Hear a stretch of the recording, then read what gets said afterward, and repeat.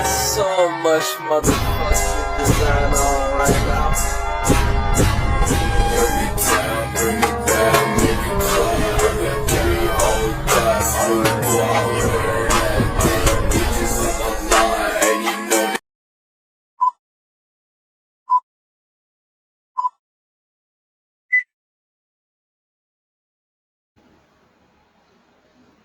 Halo guys, kembali lagi di podcast Suka-Suka Kita bersama saya Hotmawanti Syaloho dan 2 narasumber dari kampus lain. Kepada narasumber dipersilakan memperkenalkan diri.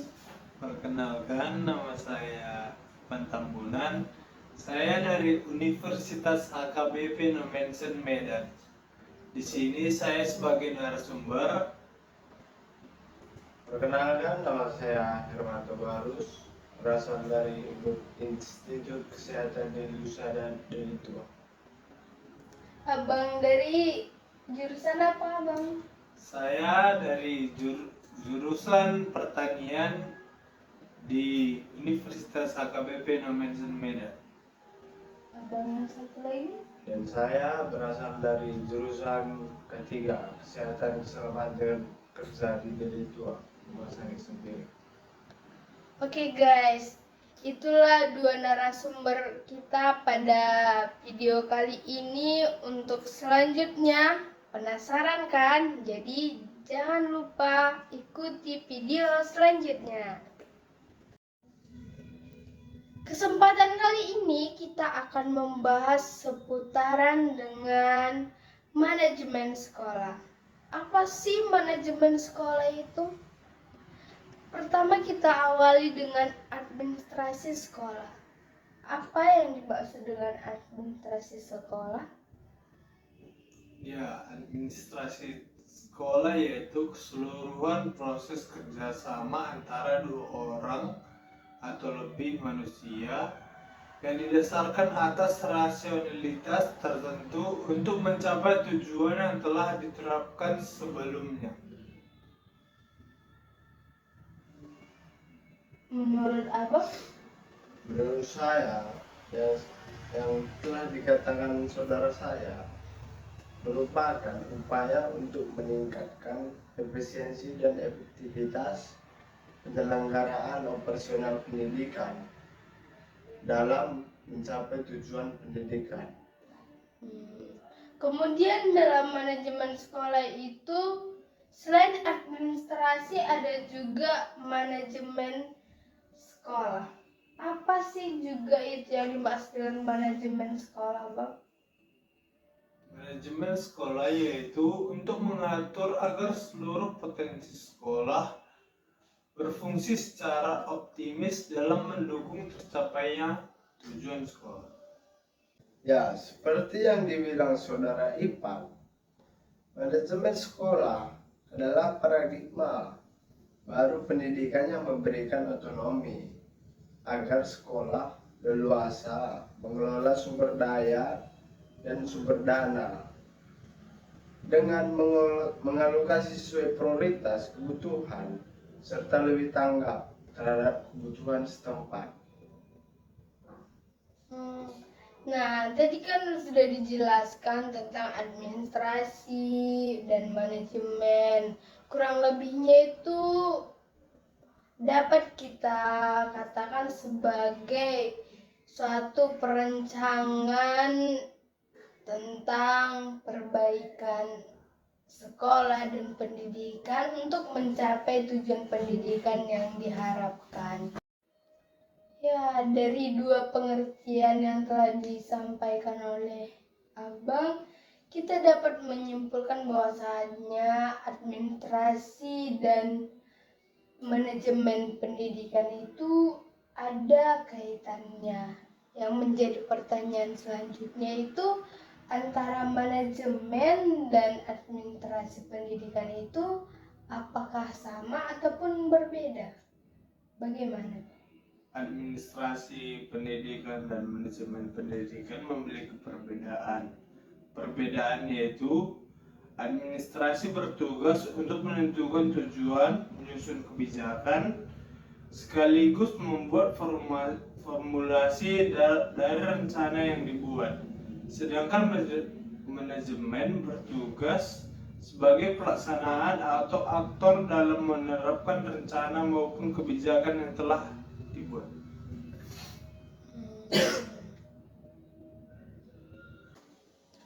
Oh ya, berarti antara administrasi pendidikan dan manajemen sekolah itu berbeda ya, Bang? Ya.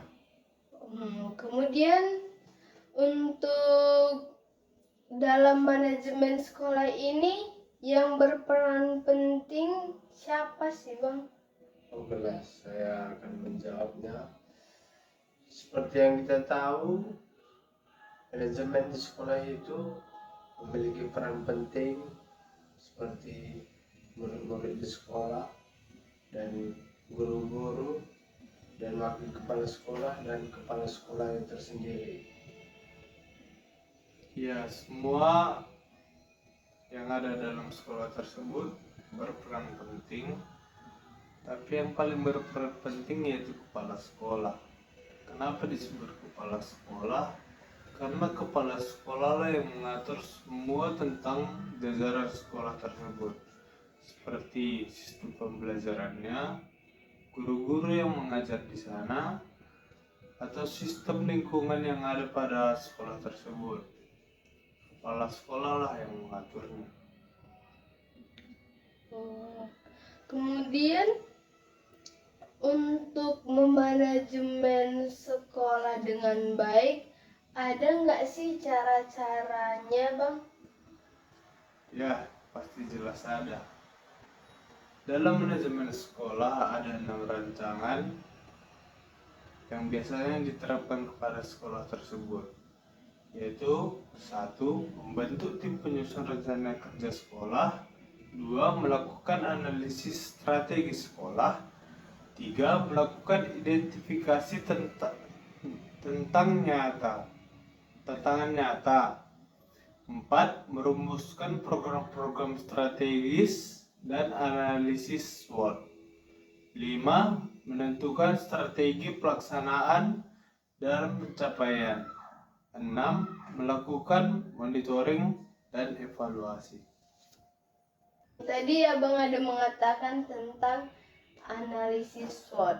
Bagaimana sih yang dimaksud dengan analisis SWOT itu, Bang? Baiklah, saya akan menjawab apa itu analisis SWOT. Analisis SWOT adalah teknik yang digunakan untuk mengidentifikasi kekuatan, kelemahan, dan peluang, dan ancaman untuk mengembangkan rencana strategi pendidikan kita semua. Begitu ya.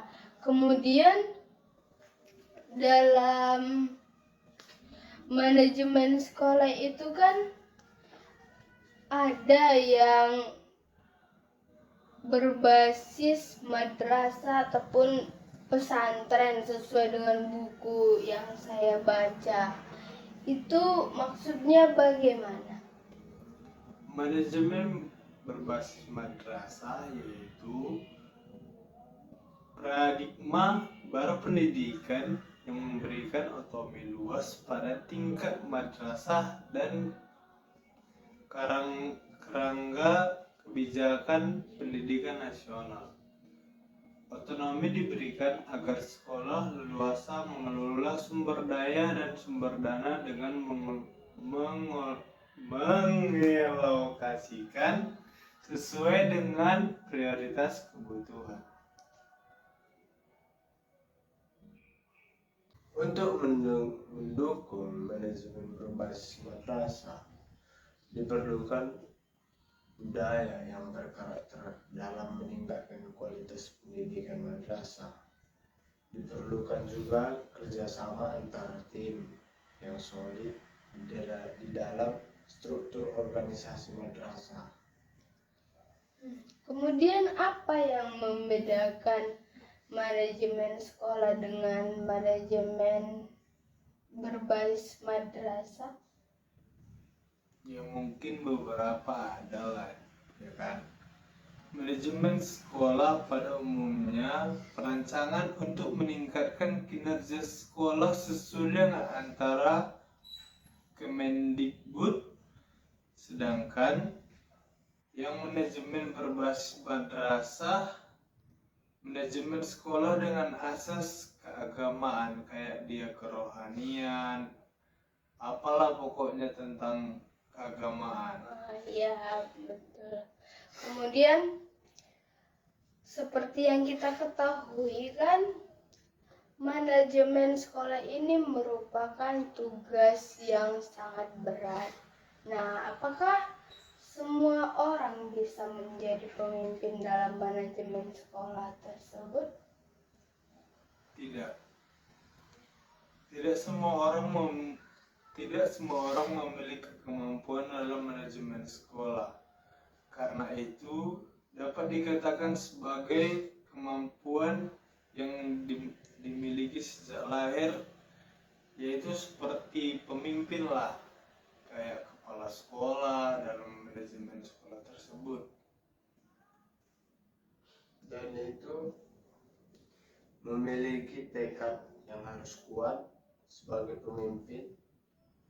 Kita dapat mengasahnya dan mempelajarinya. Berarti tidak semua orangnya bisa menjadi pemimpin, tapi kalau misalnya saya kuranglah dalam kepemimpinan, tetapi saya memiliki tekad yang sangat kuat, apakah bisa? Ya, mungkin bisa sih. Itu terdiri dari mungkin beberapa cara, tapi yang saya tahu caranya yaitu terus belajar tanpa lelah. Ingat ya kawan-kawan. 2. Disiplin, asal berpikir kritis. 3. Ikuti pelatihan-pelatihan kepemimpinan seperti kayak misalnya ada dalam sekolah paskibraka atau pramuka. Itu bisa diikuti. Kemudian hal-hal apa saja yang perlu kita perhatikan dalam manajemen sekolah tersebut? Ada itu yang pertama, manajemen komunikasi, dan yang kedua komunikasi waktu, dan manajemen rencana pengembangan skill, dan manajemen peningkatan mutu, dan yang terakhir manajemen konflik. Ada juga manajemen komunikasi. Kemampuan berkomunikasi sangat berpengaruh kepada keberhasilan seorang pemimpin, termasuk kepada kepala sekolah. Mengapa? Karena salah satu tugas utama dari kepala sekolah adalah mengelola staf dan pihak-pihak lain yang terkait agar bekerja secara optimal atau berperan secara aktif dalam program pengembangan sekolah. Salah satu unsur pokok dalam pengelolaan staf adalah berkomunikasi, menyampaikan gagasan atau program, meyakinkan berbagai pihak yang pentingnya program tersebut, sehingga orang lain pun ikut terdorong mendukungnya. Orang lain akan terdorong untuk membantu jika pemimpin atau kepala sekolah dapat berkomunikasi gagasan atau program tersebut secara efektif. Ada juga unsur-unsur yang terlibat dalam proses komunikasi. Komunikasi pada dasarnya adalah proses penyampaian pesan atau pikiran atau juga perasaan. Oleh karena itu, selalu ada 5 unsur pokok dalam komunikasi, yaitu yang pertama adalah komunikator. Komunikator adalah orang yang menyampaikan pesan atau pikiran atau perasaan. Dan yang kedua, komunikan. Komunikan yaitu orang atau sekelompok orang yang dikirim atau dipesan atau juga pikiran dan perasaan. Dan yang ketiga ada pesan. Pesan yaitu sesuatu yang disampaikan oleh komunikator. Pesan dapat berupa informasi, struktur, perasaan, dan sebagainya. Dan yang ketiga ada media. Yang kita tahu media adalah cara untuk pesan yang disampaikan. Media komunikasi dan berupa lisan atau tulisan, baik begitu juga dengan gambar, film, dan lain-lain. Dan yang kelima ada efek, yaitu perubahan yang diharapkan dan terjadi pada komunikan setelah mendapatkan pesan dari komunikator.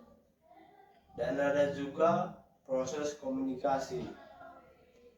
Ada 3 tahap penting dalam berkomunikasi, yaitu encoding dan penyampaian dan decoding. Yang pertama adalah encoding.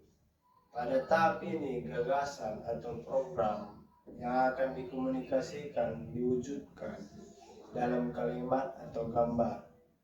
Pada tahap ini harus dipilih kata atau istilah, kalimat, gambar yang mudah dipahami oleh komunikan. Perlu dihindari istilah yang tidak dikenal atau dapat membuat bingung komunikan. Dan yang kedua, penyampaian.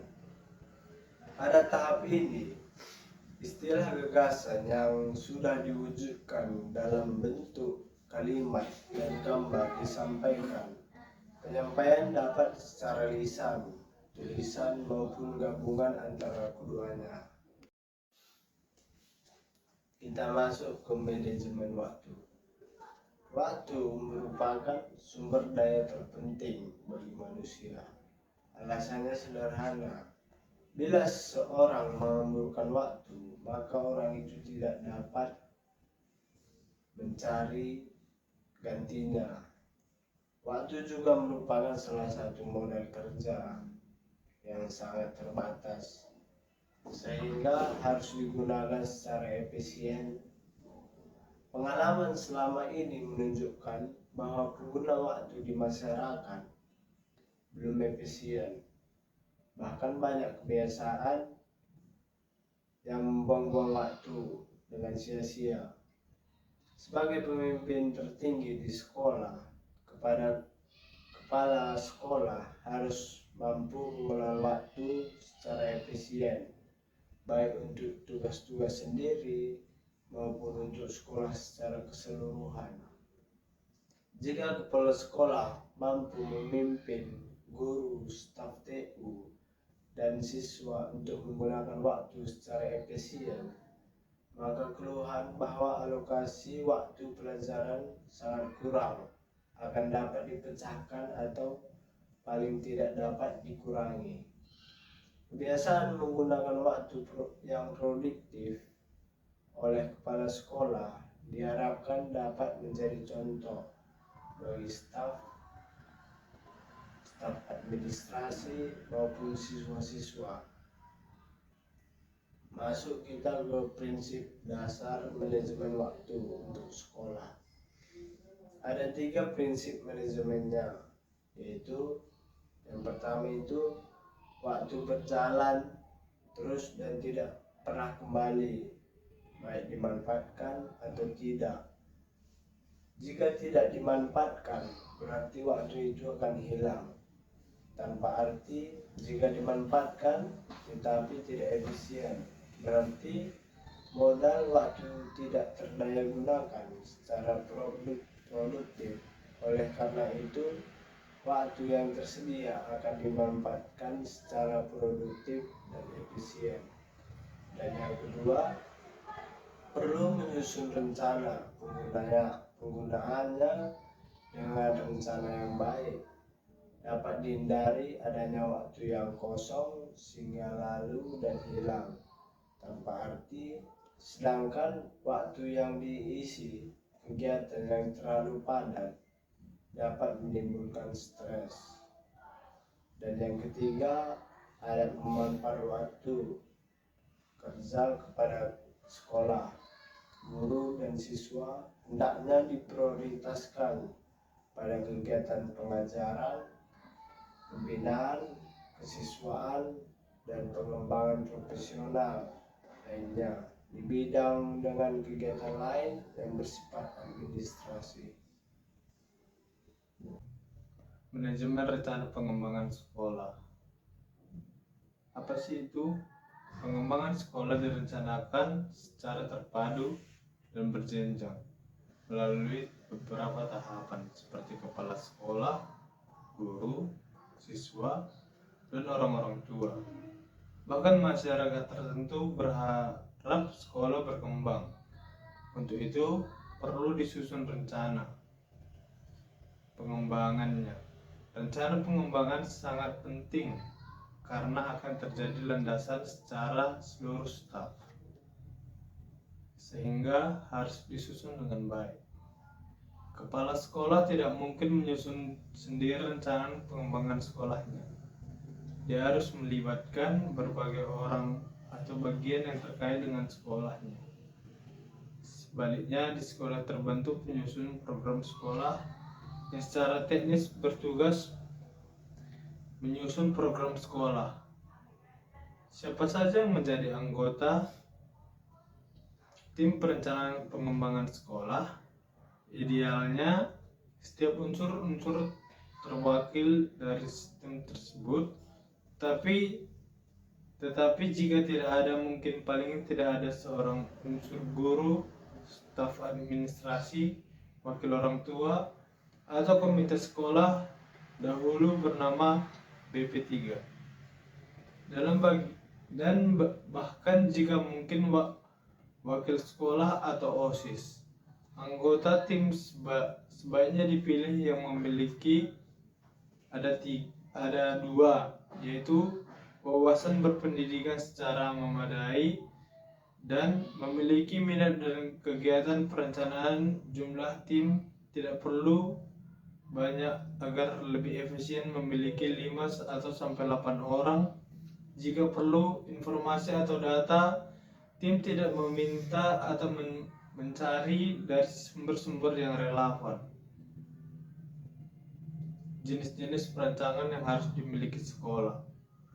Idealnya sekolah harus memiliki rancangan jangka panjang untuk 8 tahun, rancangan jangka menengah untuk 4 tahun, rancangan jangka pendek untuk 1 tahun. Rancangan jangka panjang bersifat umum dan hanya menyebutkan arah pengembangan atau visi.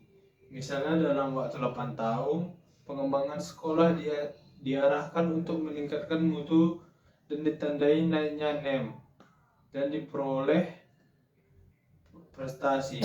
Misalnya dalam karya ditandai nilainya NEM. Manajemen peningkatan mutu. Manajemen pendidikan sebagai salah satu pilar pengembangan sumber daya manusia sangat penting maknanya bagi pembangunan nasional. Malahan dapat dikatakan masa depan bangsa terletak pada keberadaan pendidikan yang berkualitas pada masa kini. Pendidikan yang berkualitas hanya saja muncul apabila terdapat sekolah yang berkualitas. Karena itu, upaya peningkatan mutu sekolah merupakan titik strategi dalam upaya untuk menciptakan pendidikan yang berkualitas. Apa itu manajemen peningkatan mutu? Manajemen peningkatan mutu sekolah adalah suatu metode penting untuk mutu yang bertumbuh pada sekolah itu sendiri. Mengaplikasikan sekumpulan teknik berdasarkan pada ketersediaan dan kuantitatif dan kualitatif, dan memperdaya semua komponen sekolah untuk secara berkesinambungan meningkatkan kapasitas dan kemampuan organisasi sekolah. guna memenuhi kebutuhan peserta didik dan masyarakat. Dalam manajemen peningkatan mutu terkandung upaya yang pertama, mengandalkan proses yang berlangsung di sekolah, baik kurikulum maupun administrasi. Dan yang kedua, melibatkan proses diagnosis dan proses tindakan untuk menindaklanjuti diagnosis. Memerlukan partisipasi semua pihak, kepala sekolah, guru, staf administrasi, siswa, orang tua, siswa, dan pakar.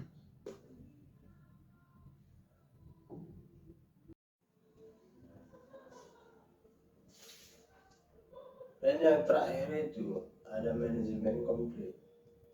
Konflik sebenarnya sesuatu yang alamiah, yang dalamnya batas tertentu dapat bernilai positif terhadap perkembangan sekolah, tetapi harus dikelola dengan baik dan hati-hati, sebab jika melewati batas dapat menimbulkan akibat yang fatal.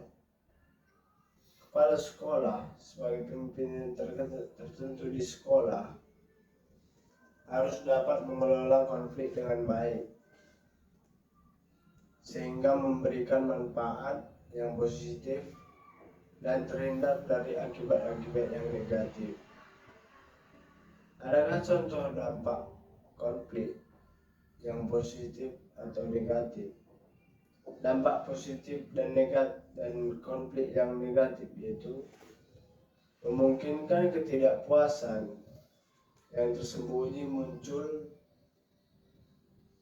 permukaan, sehingga sekolah sebagai suatu organisasi dapat melakukan penyesuaian. Dan yang kedua, mendinamiskan suatu organisasi sekolah sehingga tidak dapat berjalan rutin dan statis.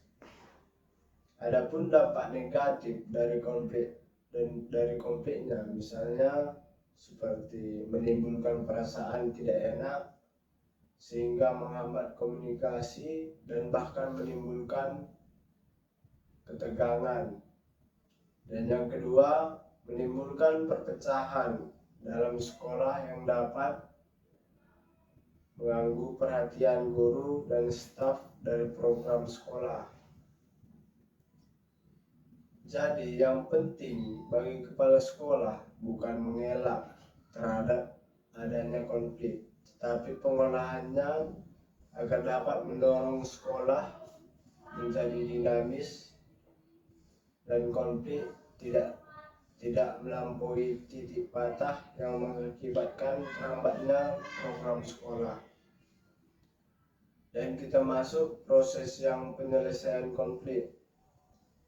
Terdapat 5 kecenderungan proses alamiah dalam penyelesaian konflik, yaitu yang pertama itu kompetensi, dan yang kedua kolaborasi, dan yang ketiga kompromi, dan yang keempat pengindaran, dan yang kelima penyesuaian diri. Baik, dari semua materi yang telah dijelaskan dan dijabarkan oleh kedua narasumber, dapat kita simpulkan bahwasanya administrasi pendidikan dan manajemen sekolah itu sangatlah penting demi berlangsungnya pendidikan yang baik di Indonesia. Dari manajemen pendidikan yang baik juga dapat membantu kita dalam mencapai tujuan pendidikan yang diharapkan dengan baik.